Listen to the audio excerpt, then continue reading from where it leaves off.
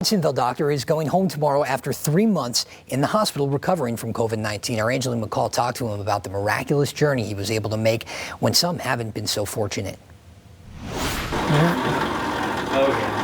From doctor to hospital patient and soon to be outpatient. I am still amazed that I'm here for how sick I was and the knowledge of most patients that were as sick as I was don't make it. And so between the prayers from everybody that we know and the staff there and just the excellent care that I got is the only reason I'm here. Dr. Channing FINKBEINER will be going home from Mary Free Bed. Before that, he was hospitalized at Mercy in early October. I remember getting into the hospital bed and then I don't have any recollection of anything after that. Wife Laura remembers the emotional ups and downs and the day she was told to bring her kids to the hospital because he had not yet progressed. So that day was obviously one of the hardest for us. That's the last time the boys have actually seen him. Soon after, there was slight improvement with some steadiness. I would update friends and family, and anytime there was no new news, I was like, this is a win. Like, we're taking it, because a steady day means he's not, going backwards.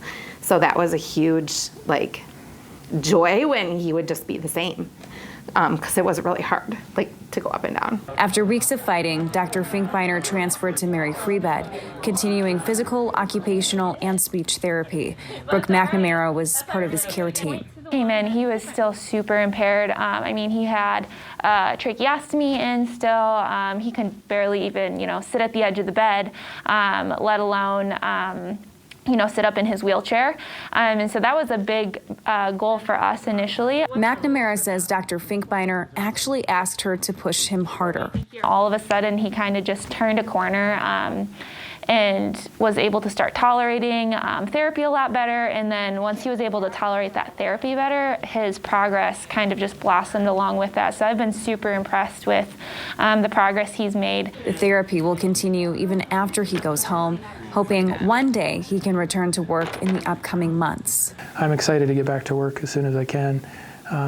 I'm just not quite ready yet. His return will bring newfound empathy for his patients, along with new perspective. Certainly the idea of, dealing with your own mortality makes you appreciate day by day what you have, and excited to be with the people that you care for and love. Now that he is once again able to talk normally, he also has a message to share of his own.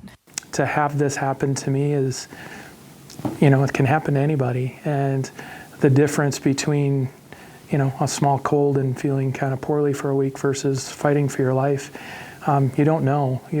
Going in, it's not something that you can say, hey, I'm 30 years old and I feel great and I run, 10 miles a day and I'm in perfect health. It doesn't protect you from this virus. In Grand Rapids, Angeline McCall, Fox 17 News. And Dr. FINKBEINER will continue outpatient therapy through Mary Free Bed and will graduate tomorrow from his inpatient program. We're certainly happy to hear it.